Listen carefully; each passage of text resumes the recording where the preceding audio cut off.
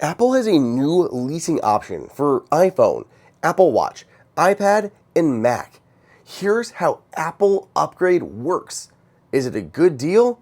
And a few big catches. Is Apple going to disable your devices? Let's get into it. Real quick, if you want to keep up to date with all the latest Apple news and reviews, hit that subscribe button.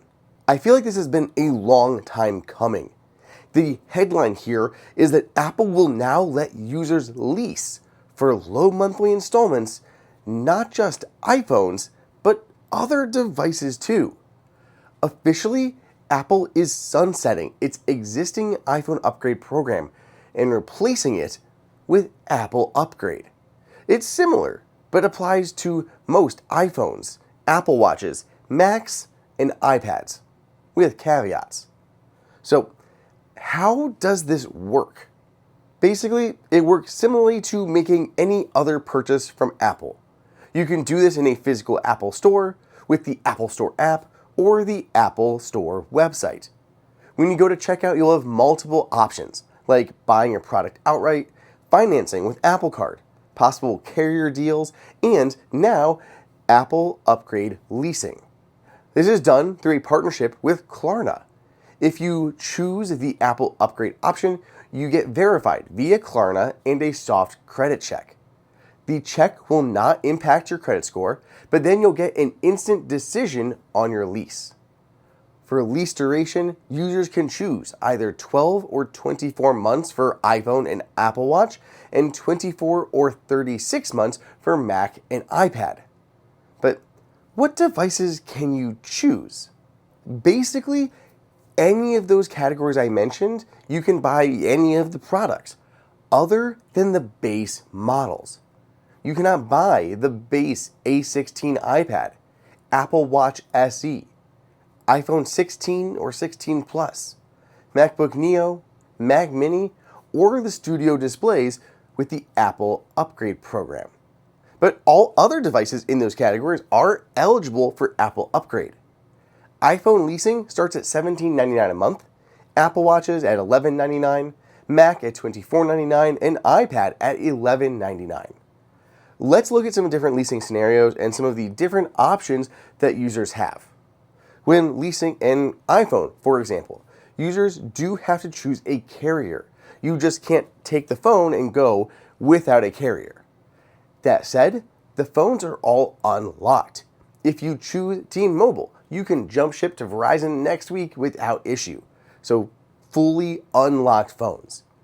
And what happens at the end of your lease? Well, like with a car, you basically have three options. You can simply return the device to Apple and exit the program, buy out your device and keep it forever, or upgrade to a new one. If you want to end the program early, you can, while paying an early termination fee. You can also upgrade early instead of waiting until the end of your lease, but you do have to pay off your remaining payments first. At this point, I think many people just want to know, is this a good deal or not? Well, it kind of depends, and I'm not trying to be wishy-washy about it. It depends on what your goals are, what you can afford, and how quickly you're trying to get a device.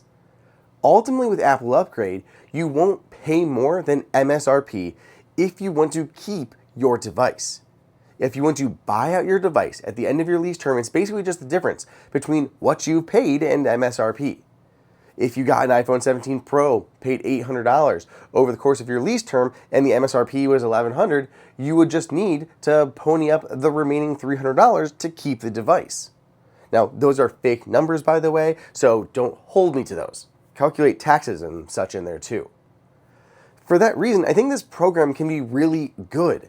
A responsible consumer who upgrades each year could do like a 12-month lease, invest the extra money in the meantime, and then when you buy out the phone at the end, you'd make some money on your short little investments while getting a phone to sell at the end. Not a bad idea. But these types of programs can also be dangerous. It's easy for people to fall into debt as monthly payments or installments start to add up, especially as peddled by Klarna and others on just everyday purchases. If you have the available cash up front, you can almost certainly get a better deal than full MSRP from various other retailers, especially when we're looking at Macs, iPads, and Apple Watches. So yeah, this isn't a bad deal and can offer some nice flexibility. And honestly, I think it makes it a lot easier to get in something more expensive like a new Mac. I like the idea of being able to upgrade your Mac basically every 2 years just automatically. There are some drawbacks to consider though, especially compared to Apple's old programs. First, the fact that none of these base units are eligible. So if you want this easy financing, you have to immediately opt for a more expensive unit, even if you didn't initially need one. The bigger issue though is the lack of AppleCare. The old iPhone upgrade program used to have AppleCare baked in, which was a nice value add. Here, Apple is seemingly highlighting it as a choice for consumers to opt into or not, but it's also nudging users ever so slightly towards AppleCare One. AppleCare One can include multiple devices, but no matter how you cut it, cheap as part of AppleCare One is still more than free. But at least AppleCare One is a really good program. I do happen to use it. I like the flexibility of it. But I just wish it was already included in there. If you already have AppleCare One for other devices, it's not too big of a deal to enroll your new device. But again, I know a lot of people are going to be disappointed that AppleCare is no longer included with this. The other thing that was mentioned ahead of this program being formally announced was this worry that Apple would be able to disable your devices remotely if you missed a payment or something. And fortunately, not the case.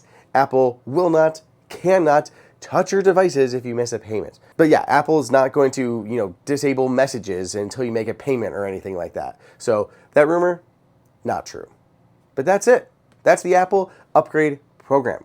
It's easy to enroll, easy to upgrade, with lots of available options across Apple's product lines. But this isn't about saving money, and you can still get better deals from other retailers, especially mid-cycle. You just have to pay up front. If you want to split that purchase up though over the course of 1, 2, or 3 years, then this is about as easy and as seamless as it gets. There is Apple Card, but again, this is a lot easier and you don't have to have an Apple Card to make it happen. Let me know what you think down below in the comments, and as always, follow for more Apple news.